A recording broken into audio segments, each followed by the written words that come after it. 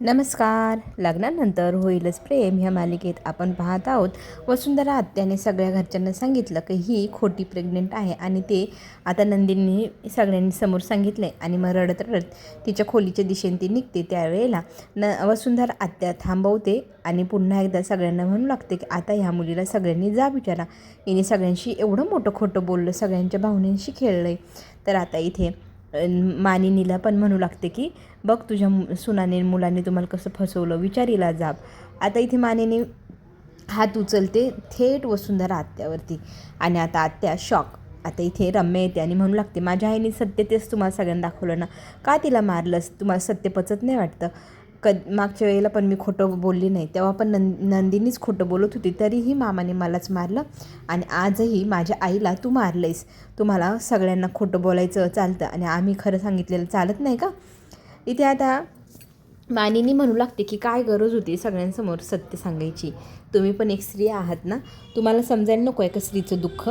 जर एखादी स्त्री दुःखात आहे, ती काहीतरी लपवते, त्याच्या मागे काहीतरी कारण असू शकतं ना, ते कारण जाणून घ्यायचं ना. तिला जाऊन तुम्ही निवांत विचारायचं, तिचं दुःख विचारायचं. तिचं दुःख न विचारता असं त्या दुःखाचा बाजार भरवला तुम्ही सगळ्यांसमोर. आता नंदिनी आईंकडे पाहू लागते. हे सगळं तर उलटच झालं आहे. आपल्याला वाटलं होतं की सगळेजण चिडतील, रागवतील, पण मात्र आता सगळेजण नंदिनीची बाजू घेताना पाहायला मिळते. तर इथे मानिनी बोलू लागते की तुम्हाला काय वाटतं, हे सगळं मला ठाऊक नव्हतं. एक स्त्री आहे मी आणि एक आई आहे ह्या मुलींची. माझ्या मुलींच्या मनात काय चालू आहे हे माझ्यापेक्षा जास्त कुणाला कसं ठाऊक असणार? तर इथे तिचा नवरा तिला म्हणू लागतो की मानिनी तुला काय वाटतंय, इथे आपली आत्या तर खरंच बोलते ना, मुलांनी आपल्यापासून एवढं मोठं सत्य लपवलं ना. तर आता मानिनी म्हणते हे सत्य मला कधीच कळलं होतं, पण मला ते आता सगळ्यांसमोर सांगायचं नव्हतं. यांना काय गरज होती सांगायची? यांनी मला येऊन सांगायचं ना, माझ्याशी निवांत बोलायचं ना.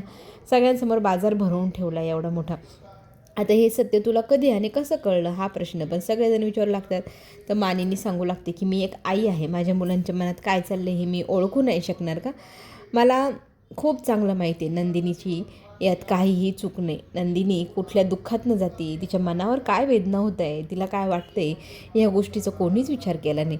खरं तर काही दिवसांपूर्वी मला आपल्या काव्याने सांगितलं होतं की आपल्या जीवाने खोटं पोट आणले, तो सगळ्यांना हसवत होता. मग मी त्यांच्या खोलीत गेले ते खोटं पोट बघण्यासाठी.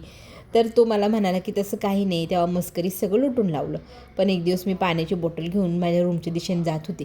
हे दोघं जण खोलीत बोलत होते. आपली नंदिनी मनातलं सांगत होती की मला खूप गिल्टी वाटतंय सगळ्यांसमोर, आई इतकी काळजी घेत आहे, बाळाविषयी विचारत आहे, सगळेजण विचारत आहे, पण माझी काय चुकत्यात?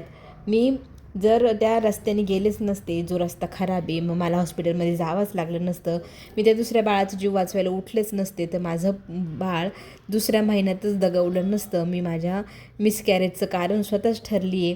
माझी काय चूक याच्यामध्ये? आता मी काव्याच्या सुखासाठी, काव्याला कुठल्याही प्रकारचा धोका बसू नये किंवा काव्याची तब्येत खराब होऊ नये, ह्या गोष्टीसाठी मी घरच्यांपासून हे सगळं लपवत आहे. काव्याची परीक्षा आणि काव्याची डिलेवरी झाल्यानंतर आपण सगळ्या घरच्यांना हे सगळं सांगणारच आहोत. पण माझी खरं सांगते खूप घुसमट होते. कोणी पण बाळाबद्दल विचारताना तुला हालचाल जाणवते, काय होते का? मला खरंच ओशीने कोणीतरी दाबल्यासारखं जीव गुदमरतो रे माझा. तर इथे आपला जीवा म्हणतो की आपण सगळ्यांना सगळं सांगणार आहे, सगळ्यांच्या पायावर डोकं ठेवून सगळ्यांची माफी पण मागणार आहे. फक्त काव्याची डिलेवरी सुखरूप होऊ द्या. घरच्यांची आईची काळजी सगळं काही इथे आपली नंदिनी घुसमट आपली बोलून दाखवत असते आणि ती सगळी काही मानिनीने तिच्या कानाने ऐकलेली असते.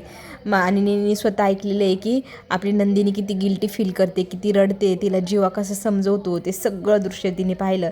तिच्या हातातनं पाण्याची बाटली खाली पडते आणि काहीतरी आवाज झाला म्हणून आता हे दोघं जण बाहेर बघायला येतात. तर मानिनी पटकन दुसऱ्या खोलीच्या दारामागे जाऊन लपते. इथे स्वतःचं दुःख इतके दिवसांपासून जीवा आणि नंदिनी लपवून ठेवत होते, ते दुःख आज मानिनीला कळलं आहे. मानिनीने ते समजून घेतलं आणि ते दुःख, त्या सगळ्या गोष्टी जशा चालल्या आहेत तशा चालू द्यायच्या, बघू असं तिने ठरवलं होतं. तर रम्या म्हणते अरे वा, तुम्ही तुमचं सगळं एकमेकांचं ठरवून घेतात, आम्ही मात्र खरं बोलतो तर आम्हाला शिक्षा, आम्हाला मार. मला आधी दिला, माझ्या आईला आत्ता दिला आणि ही नंदिनी खोटी असूनही तिची बाजू घेतली जाते. वा, कुटुंब असावं तर तुमच्यासारखं बरं का, असं इथे रम्या टॉन्ट मारू लागते. तर रम्याला इथे आपली आई सांगू लागते की माझ्या मुलीने, माझ्या सुनेने जर हे सत्य लपवलं होतं ते तुम्हाला काय गरज होती सांगायची. योग्य वेळ आली असती तेव्हा तिने सांगितलं असतं. माझी नंदिनी कधीच खोटं बोलत नाही. तिला एवढं मोठं खोटं बोलताना एवढे दिवस गेले, कशी ती जगली, कसं तिचं मन तिने सावरलं असेल, तिच्या मनाला किती वेदना झाल्या असेल. एक स्त्री म्हणून तिने तिच्या बहिणीचा विचार केला, घरच्यांचा विचार केला. एवढ्या दिवसांपासून तिचं दुःख तिने असं तोंडाने कोणाला एवढं मोठं बोलू दिलं नाही. खरंच हा प्रसंग एकदम डोळ्यात पाणी आणणार आहे. मिसकॅरेज हा शब्द किती मोठा आहे याची जाणीव इथे कुणाला असो किंवा नसो, मात्र मानिनी त्या शब्दाचा अर्थ सांगू लागते. एका आईने आपलं बाळ गमावलं पण डोळ्यातनं टचभर असं अश्रू कोणासमोर आणून दाखवलं नाही. ह्या आईवर, ह्या मुलीवर काय बितली असेल. खरंच हा क्षण एकदम भावूक करणार आहे. प्रत्येकाच्या आयुष्यात काही ना काही प्रसंग येत असतात, तर त्या प्रसंगात आता असं आपल्याला थोडं फील होतं की आपण पण तेव्हा असं असतं तर खरंच कळत नकळतपणे सगळ्यांच्या डोळ्यातनं अश्रू वाहू लागतात. तो प्रसंग, एका आईने आपलं बाळ गमावलं आणि इतके दिवस ते बाळ गमावल्याचं दुःखसुद्धा तिने कधी कोणासमोर दाखवलं नाही. ह्या गोष्टीचं आता मानिनी कौतुक करते आणि तिला तिची म्हणजे तिचं मन शांत करण्याचा प्रयत्न, तिला घाबरू नको, मी तुझ्यासोबत आहे, असं एक प्रकारे थापच देते. तर आता इथे आपली काव्य म्हणू लागते की नंदिनीताई, तू माझ्यापासून एवढं मोठं सत्य कसं काय लपवून ठेवू शकली. एवढं माझ्यावर प्रेम करतेस तू, माझ्यासाठी तू इतके दिवस स्वतःला त्रास करून घेत होती आणि मी काय काय समजत होते, काय काय म्हणत होते. आणि ती इमोशनल होऊ लागते. नंदिनी म्हणू लागते की प्लीज रडू नकोस ना. आपल्या जीवाला पण मानिनी जवळ घेते. त्याचं पण एवढं मोठं दुःख त्यांनी इतके दिवस मनात दाबून ठेवलं. कुणासमोर एक शब्दाने काही बोलला नाही, डोळ्यातनं अश्रूसुद्धा येऊ दिला नाही. मानिनी त्याचं हे कौतुक करते. मात्र आता इथे नंदिनी म्हणू लागते काव्याला की हे सगळं मी तुझ्यासाठी केलं आहे, पण मला असं करताना खूप दुःख होत होतं. पण तुझी डिलेवरी महत्त्वाची होती, तुझं शिक्षण महत्त्वाचं होतं. माझ्या दुःखात तुम्ही सगळं विसरून गेले असते. तुमचं सगळं शेड्यूल बिघडलं असतं. तुमच्या बाळाच्या जीवाला धोका निर्माण होणे, ह्या सगळ्या गोष्टींचा मी विचार करत होते, म्हणून मी एवढं कधी सांगितलं नाही कुणाला. मात्र आता पार्थ पण ना नंदिनीवर चिडला आहे की तू जीवासोबत राहून जीवासारखी खोटे बोलायला लागली ना. आधी काव्याने खोटं बोललं, मग जीवाने बोललं, आता तुम्ही पण माझ्याशी खोटं बोलायला. माझ्याशी तरी खरं बोलायचं होतं. मी कितीतरी वेळा विचारत होतो काय गडबड आहे, काय झालं आहे ते तरी सांगा. माझ्याशी खोटं बोललात तुम्ही. नंदिनी म्हणते की नाही, मी तुमच्याशी खोटं बोलले नाही. माझ्या मनात खरं तर सतत काव्याचा विचार येत होता. काव्यावर माझं खूप प्रेम आहे म्हणून मी हे असं वागली. आणि तुमचा भाऊ पण खोटारडा नाही आहे, त्याच्या पण मनाला खूप दुःख झाले. मला ह्या सगळ्या प्रसंगामध्ये खरं तर जीवाचं वाईट वाटत होतं. जीवा कधीच एवढं स्वतःला खोटं बोलून राहू शकत नव्हता, पण माझ्यासाठी बोलला, तो काव्यासाठी बोलला आणि स्वतःचं दुःख लपवून ठेवलं. तो पण खूप स्ट्रॉंग आहे आणि तो खरंच तुमचा भाऊ एकदम प्रसंगाला छान प्रकारे तोंड देत होता. काव्य मात्र म्हणते की मागच्या जन्मीचे माझे काहीतरी पुण्य असेल की म्हणून मला तुझ्यासारखी बहीण मिळाली. माझ्या इतकं जीवापाड प्रेम करणारी बहीण. स्वतःचं मूल गेलं तरी त्याचं दुःखसुद्धा तू व्यक्त केलं नाही. मी किती कमनशिबी आहे, मी तुझ्या मनातलं ओळखू शकले नाही म्हणत स्वतःला दोष इथे काव्य देते. तर नंदिनी म्हणते नाही गा, असं नको बोलूस ना तू. पार्थ पण म्हणू लागतो की आम्ही खरंच तुमचं मन समजू शकलो नाही आणि ह्या जीवावर तर मला तर खूपच राग येतो आहे, आता तर मी त्याला सोडणारच नाही, असं म्हणत जीवाच्या दिशेने पार्थ जातो. आणि सगळ्यांना वाटतं आता हा मारतोच की काय. पण इथे जीवा म्हणू लागतो, पार्थ म्हणू लागतो की एवढं मोठं सत्य लपवताना तुला लाज नाही वाटली. मी कितीतरी वेळा तुला म्हणतो, तू सांग काय आहे तुझ्या मनात. माझ्याशी एकदा तरी एका शब्दाने तरी बोलायचंच ना रे. तू कसा आहेस तू असा. तुम्ही दोघांनी ठरवलंयच का आमच्यावरती उपकार करायचे. माझ्या होणाऱ्या बाळाचा जीव वाचवण्यासाठी तुम्ही हे सगळं केलं ना. मी पाहिले काव्याला म्हणजे अशी भीती वाटायची. म्हणजे मिसकॅरेजचं मी जरी ऐकलं तरी ती थरथर कापायची. तर त्यावेळेला जर तुम्ही खरंच काही सांगितलं असतं आणि आमच्या बेबूला काही झालं असतं तर तुमच्यामुळेच आज आमचं बेबू वाचला असं म्हणायला काही हरकत नाही. खरंच तुम्ही दोघंजणं खूप मोठ्या मनाचे. तुमचं एवढं मोठं दुःख सुईसारखं तुम्हाला टुचत होतं, खुपत होतं, ते तुम्ही सहन करत होते. तुमची खरंच कमाल आहे आणि तुम्ही दोघं जगावेगळेच आहात असं म्हणत इथे सगळेजण त्यांच्याशी व्यवस्थित बोलत असतात. काव्य मात्र म्हणत असते की ताई, मला खरंच खूप लाज वाटते की मी तुझ्या मनातली गोष्ट समजू शकलेली नाही. तर नंदिनी म्हणते तसं नको म्हणू. तुला आठवतो ना गुरुजींनी आपल्याला काय सांगितलं होतं. आपण प्रत्येक गोष्ट वाटून घेतली, सुख दुःख सगळं वाटून घेतलं. मी तर देवाकडे एकच प्रार्थना करत होते, माझ्या डोळ्यातले अश्रू हे कधी आले तरी चालतील, पण तुझ्या डोळ्यातनं आलेले अश्रू माझ्या डोळ्यात यायला हवे.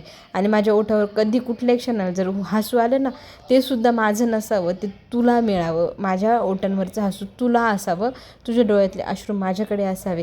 आणि आपण प्रत्येक गोष्ट वाटून घेऊ आणि हेच आपलं सगळ्यात मोठी ताकद आहे. तर असं नको समजू की मी तुझ्यासाठी केलं, खरं तर मी तुझ्या सुखातच तर माझं सुख समजते, म्हणूनच तर मी इतके दिवस हे एवढं सत्य लपवून ठेवलं, मला माफ कर, असं इथे नंदिनी काव्याला म्हणते. दुसरीकडे मात्र बाबांना फार गिल्टी वाटत असतं की आपण आपल्या मुलावर कसं रागवत होतो त्यावेळेला, त्याच्या मनाची परिस्थिती हालहवाल काय होते ते आपण समजून न घेतच त्याच्यावर किती चिडलो, किती रागवलो, आणि तो बिचारा ते सगळं काही सहनच करत होता. आणि ह्या गोष्टीचं वाईट त्यांना वाटतं, ते जातात, जीवाला मारतात आणि पुन्हा एकदा म्हणतात की मूर्ख, माझ्याशी एकदा तरी खरं बोलायचं, मी तुला किती नाही नाही बोललो, काय काय बोललो, आणि तू फक्त मान खाली घालून ऐकत होतंस, तुझ्या मनावर काय आघात होतं ते मला समजलंसुद्धा नाही बापासून. या गोष्टीचं मला खरंच खूप वाईट वाटते आणि खरंच मला माफ करशील नाही, या शब्दात याचे वडील त्याला सॉरी म्हणत असतात. आणि तो म्हणतो, बाबा असं का म्हणताय, असं नका म्हणू. तर इथे तो म्हणतो की एकदा तरी शब्दाने आम्हाला सांगायचंच ना काय होतं, तुमच्या मागे किती दुःख होतं, आणि आम्ही वेगळ्याच गोष्टीत रमलेलो होतो. इथे मात्र काका पण आता जीवाशी भांडायला येतो. खरंच तुम्ही 4 जण म्हणजे ना का ते खेळ खेळतात, ही उशी त्याच्या हातात, ती उशी त्याच्या हातात, तसं तुम्ही 4 जण आहात ह्या आयुष्याच्या खेळामध्ये. तुमचं संगीत चालू आहे आणि तुम्ही एकमेकाच्या हातामध्ये सुखाची दुःखाची उशी देत असतात. पण आणि खरं तर आनंदीने आणि जीवाने सगळ्या दुःखाच्या उशा स्वतःच्याच जवळ ठेवल्या आणि सुखाच्याच उशा सगळ्यांकडे फिरवत राहिले. किती मोठं मन आहे तुमचं, असं म्हणत इथे काका म्हणतात, तुमच्या चौघांना कधीच कुणाची नजर न लागो, दृष्ट काढू, असं म्हणत काढतात दृष्ट आणि आपल्या जीवाला कवटळतात. दुसरीकडे मात्र आपला जीवा आपल्या नंदिनीच्या जवळ जातो आणि तिला म्हणतो की इतक्या दिवसापासून आपल्या मनातली जी काही भावना होती, आपलं मन आपल्याला खूप छळत होतं, झोपसुद्धा येत नव्हती, आज आपण निवांत झोपू शकतो, आज आपण सगळं सत्य घरच्यांना सांगितले, ते राहिलं ते एक सत्य पण आता आपण सगळ्यांना सांगूया. तर नंदिनी आता सगळ्यांना गुड न्यूज सांगू लागते की आम्ही दोघांनी एक निर्णय घेतला होता ह्या प्रसंगात, काय काय घडलं ते सांगून, की आम्ही बाळ जन्माला घालायचा निर्णय घेतला, पण मग सरोगसीतनं. मग इथे बाबा म्हणतात, सारखा निर्णय तुम्ही एकट्याने कसा घेतला, किती मोठा निर्णय येतो, तुम्हाला घेताना कोणाला विचारावं असं वाटलं नाही का ह्या गोष्टीबद्दल.